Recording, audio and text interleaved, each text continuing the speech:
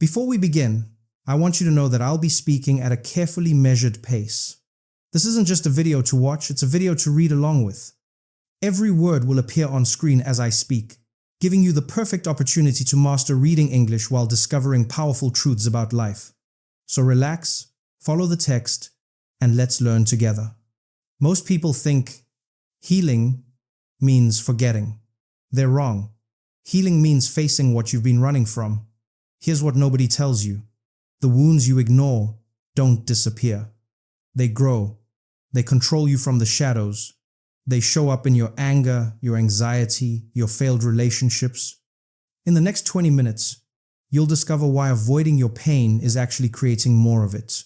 This is the raw truth about how healing actually works. Your mind is brilliant at protecting you, but sometimes that protection becomes a prison. Think about a physical wound. If you ignored a deep cut, what would happen?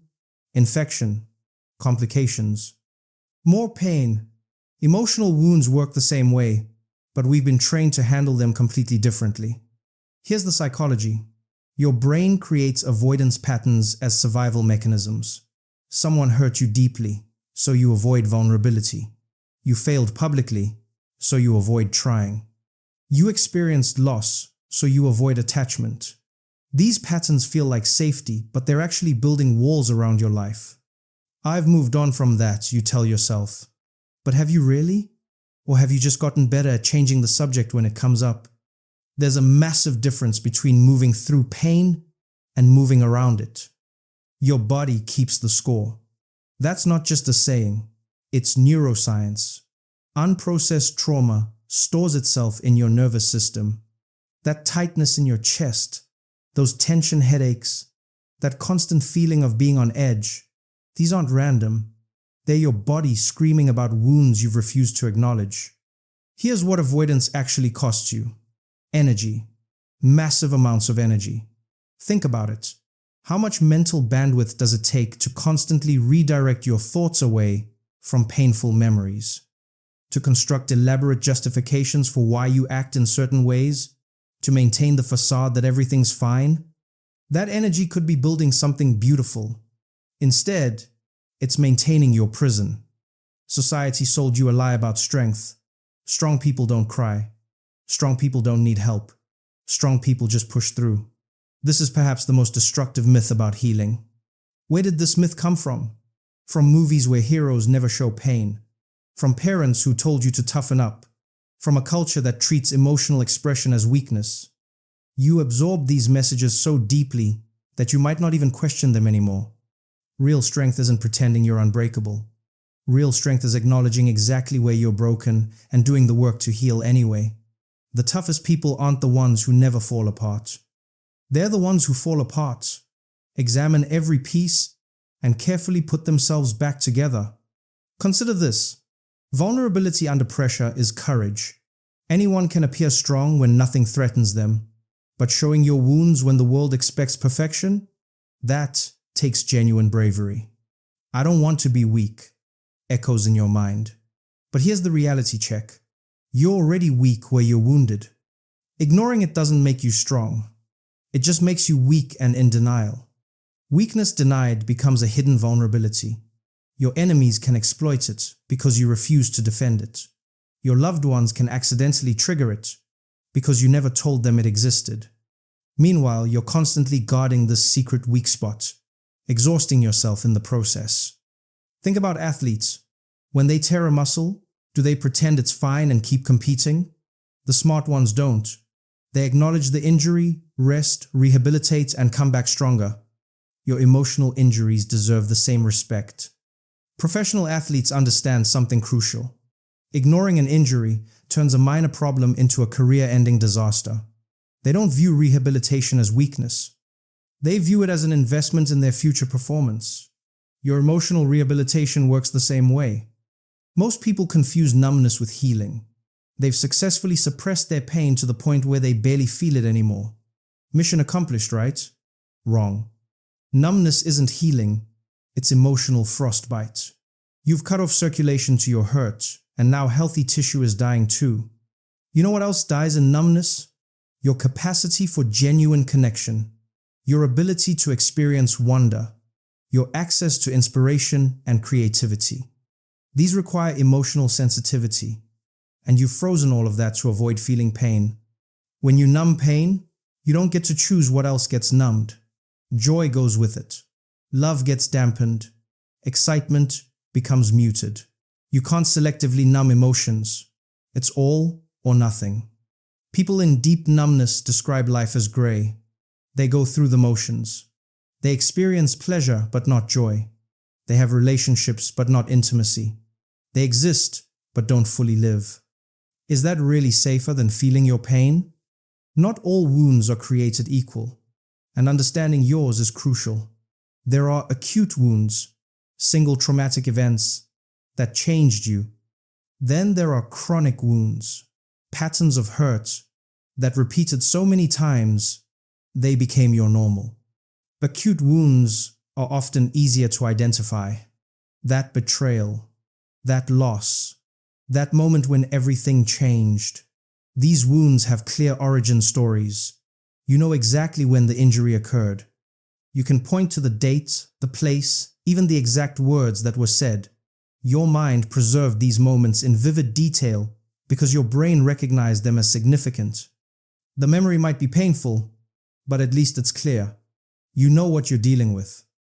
Acute wounds often get validation from others. People understand sudden tragedy. They sense sympathy. They recognize the legitimacy of your pain. This external validation, while it doesn't heal you, at least confirms that your suffering makes sense. Chronic wounds are trickier. They're the result of constant criticism, persistent neglect, and ongoing invalidation. These wounds don't announce themselves with a single dramatic moment. They accumulate like water, slowly carving through stone. By the time you notice the damage, there's already a canyon. Chronic wounds are harder to explain to others. There's no single story to tell. Instead, there are thousands of small moments that individually seem manageable, but collectively destroy something in you. How do you describe death by 1,000 cuts? These wounds often go unrecognized, even by you. You might think you had a normal childhood, a regular relationship, an ordinary job. Only later do you realize that normal shouldn't have hurt that much. What you accepted as standard was actually slowly wounding you. Here's what makes healing complicated: layered wounds. A recent rejection triggers an old abandonment wound. A small failure activates years of internalized shame. Your current pain is often just the surface of something much deeper. This is why your reaction sometimes feels disproportionate. You're not overreacting to the present situation. You're reacting to the present situation, plus every similar wound it reminds you of. Your nervous system can't tell the difference between past and present threats. Understanding layers helps you stop judging yourself. That breakup shouldn't devastate you this much? Maybe it wouldn't, except it's sitting on top of every other loss you never fully processed. That criticism at work crushed you? Perhaps because it echoed every voice that ever told you that you weren't enough. And then there are the wounds you didn't know you had. The developmental injuries. The attachment trauma from before you had words to describe what was happening. These wounds shaped how you see yourself, others, and the world, and you might not even remember their origins. These are the most insidious wounds because they feel like facts about reality rather than injuries. You don't think I was wounded into believing I'm unlovable. You think I am unlovable, as if it's an objective truth. The wound has become your identity. Preverbal trauma lives in your body, not your memory. You can't recall being neglected as an infant, but your nervous system remembers. It shows up as hypervigilance, difficulty trusting, or a constant feeling that something bad is about to happen. You're living with symptoms of wounds you can't consciously access. Your wound doesn't need to be the worst wound to deserve healing. This is crucial. Stop comparing your pain to others. Stop minimizing your hurt because someone else had it worse. A wound is a wound. It deserves attention regardless of how it compares to someone else's suffering. Pain is not a competition. There's no suffering Olympics where only gold medalists get to seek healing. Your broken arm doesn't become less broken because someone else broke both legs. The comparison doesn't serve you or them. This comparison trap keeps you stuck. You tell yourself your pain isn't bad enough to deserve help, so you never get help, so you never heal, so you continue suffering. Meanwhile, the people you're comparing yourself to are probably doing the same thing, comparing themselves to someone else and deciding their pain doesn't count either. Understanding why you hide is the first step to stopping. Fear of judgment tops the list. We live in a world that celebrates highlight reels and filters. Showing your wounds feels like admitting defeat in a game everyone else seems to be winning. But here's what you don't see. Everyone else is hiding their wounds too. You're comparing your behind the scenes to everyone else's carefully curated public performance. That's a rigged game. You'll never win. There's also the fear of being defined by your wounds. If you acknowledge the abuse, the addiction, the depression, will that become your identity? Will people only see you as broken? This fear keeps millions of people suffering in silence. Then there's the belief that talking about it means reliving it. This one's particularly powerful. Why open old wounds, you think, when you've worked so hard to stop the bleeding? But sealed wounds and healed wounds aren't the same thing. Some wounds we hide because they implicate people we love. How do you talk about the parent who hurt you when you also love them? How do you acknowledge harm from someone who's now gone? It feels like betrayal. It feels complicated. So you just don't. And here's the deepest reason. Shame. Not guilt about what you did, but shame about what was done to you. Somehow, impossibly, you've internalized the belief that your wounds reflect your worth. Damaged goods, you whisper to yourself in the dark. Let's get specific about what hiding costs you. Your relationships suffer first. You can't truly connect with others when you're hiding parts of yourself. Every interaction becomes partially fake. You're there, but not really. Present, but protected. Intimacy requires vulnerability, and vulnerability requires acknowledging your wounds. When you hide your hurt, you hide yourself. People fall in love with masks, not with you. Then you wonder why you feel alone even when you're with someone. Your decision-making gets warped. Unacknowledged wounds drive your choices from the shadows. You avoid opportunities that might trigger old pain. You sabotage relationships that feel too good because you don't believe you deserve them. You make choices based on fear, not on what you actually want. Career opportunities slip away because that wound from being criticized makes you play it safe. Relationships end because that abandonment wound makes you push people away before they can leave. Your hidden wounds are silently steering your entire life. Your physical health deteriorates. Study after study shows the connection between unprocessed emotional trauma and physical illness. Chronic stress from hidden wounds manifests as autoimmune conditions, digestive issues, chronic pain, cardiovascular problems. Your body is trying to process what your mind won't acknowledge. And perhaps most tragically, you lose time. Years pass where you could have been healing, growing, becoming. Instead, you're stuck in holding patterns, managing symptoms, pretending. Life is happening, and you're just trying to keep your wounds hidden. Here's the paradox that stops most people. Healing requires feeling worse before you feel better. When you finally face your wounds, the pain intensifies. It's like removing a bandage that's been on too long. Pulling it off hurts more than leaving it alone. This is why people quit. They start therapy, begin opening up, and suddenly everything hurts more. So they conclude that healing doesn't work. They seal everything back up and return to their comfortable numbness. But understand this, the pain was always there. You were just using energy to suppress it. When you stop suppressing, you feel the full weight of what you've been carrying. That's not new pain, that's honest pain. And honest pain can heal. Think of an abscess. Beneath the surface, infection is spreading. Treatment requires opening it up, draining it, cleaning it out. The procedure is painful. Leaving it alone feels better in the moment, but leaving it alone eventually kills you. Your wounds need air and light. They need to be acknowledged, examined, understood. This exposure feels risky and raw, but it's the only path to genuine healing. Wounds hidden in darkness fester. Wounds brought into light can close. Here's what makes this bearable. The pain has limits. When you finally face your wounds, you discover they're terrible but finite. The fear of your pain is often worse than the pain itself. The monster under the bed shrinks when you finally turn on the light. So how do you actually face what you've been hiding? Start with naming. You can't heal what you can't identify. Write it down, say it out loud. This happened to me. I felt this way. It hurts. Names have power. When you name your wound, you separate it from your identity. You're not broken, you have a wound. You're not damaged, you were hurt. This distinction matters enormously. Create space for feeling without judgment. Most of us learn to immediately judge our emotions. Sadness is weak. Anger is bad. Fear is pathetic. These judgments block healing. Practice witnessing your feelings like a neutral observer. This is what I'm feeling right now. That's all. No good, no bad, just true. Find your safe containers. You don't have to face your deepest wounds alone in the middle of the night. Choose when and where and with whom you examine your pain.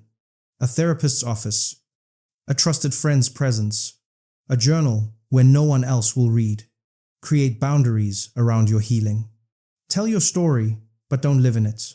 There's a difference between processing pain and camping in it. Share what happened. Feel what needs to be felt.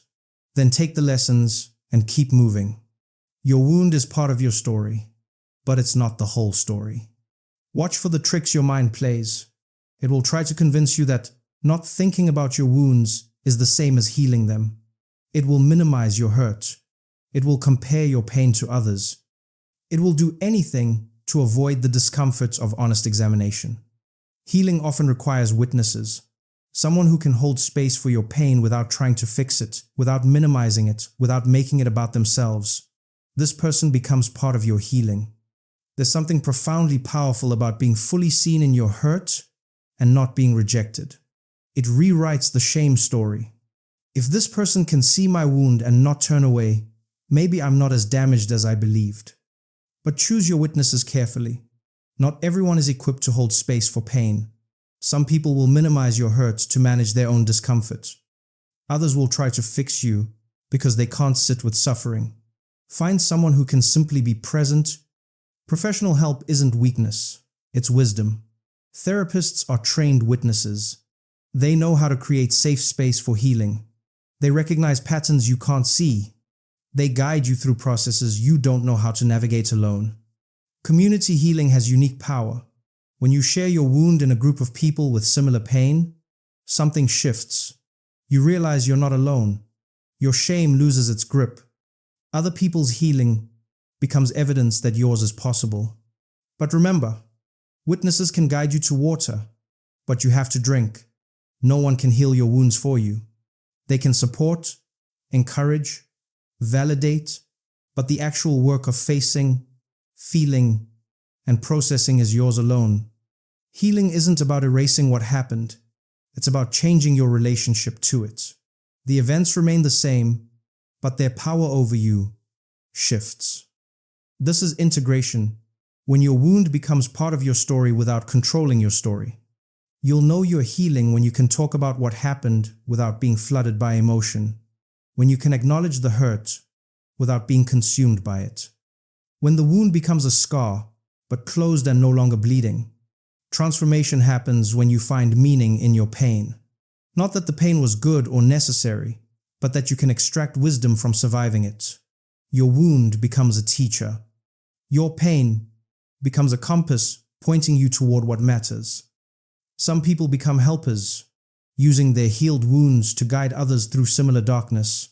Some become advocates, fighting to prevent what happened to them from happening to others. Some simply become more compassionate, more present, more fully human. But be careful of toxic transformation narratives. You don't have to be grateful for your wounds. You don't have to believe everything happens for a reason. You can simply acknowledge, this terrible thing happened, and I survived, and here's what I learned. That's enough. Integration means you're no longer avoiding triggers. You can encounter reminders of your pain without falling apart. You've processed enough that your nervous system doesn't hijack you every time something reminds you of what happened. Healing isn't linear, and it's never truly finished. Just when you think you're done, something triggers the old wound. A smell, a situation, an anniversary. Suddenly you're back in the pain, wondering if you've healed at all. This isn't failure, it's how healing works. Wounds that go deep leave permanent sensitivity. The difference is, now you know how to handle it. You have tools, you have awareness. You don't have to hide anymore. Build maintenance practices into your life. Regular check-ins with yourself. Continued therapy or support groups even after the acute pain fades. Journaling. Movement. Whatever helps you stay connected to yourself and your healing. Watch for new wounds. As you heal old ones, you become more sensitive to new hurts. This is actually good. It means you're no longer numb, but it requires ongoing attention. New wounds need the same respect and care as the old ones. Here's what awaits you on the other side of facing your wounds. Freedom. Not the absence of pain, but freedom from being controlled by hidden hurt. Freedom to be fully present. Freedom to connect authentically. Freedom to live without the constant weight of what you're not acknowledging. Your wounds don't define you, but how you handle them does. Hiding makes you small, defensive, half alive. Facing makes you expansive, courageous, fully human. The invitation is simple, but not easy. Stop hiding. Start facing. Your wounds deserve your attention. Your pain deserves to be witnessed. Your healing deserves to begin. The best time to start was when you first got hurt. The second best time is right now. Today. This moment. Stop hiding from your wounds. They're waiting for you to finally, bravely, honestly face them. That's where healing begins.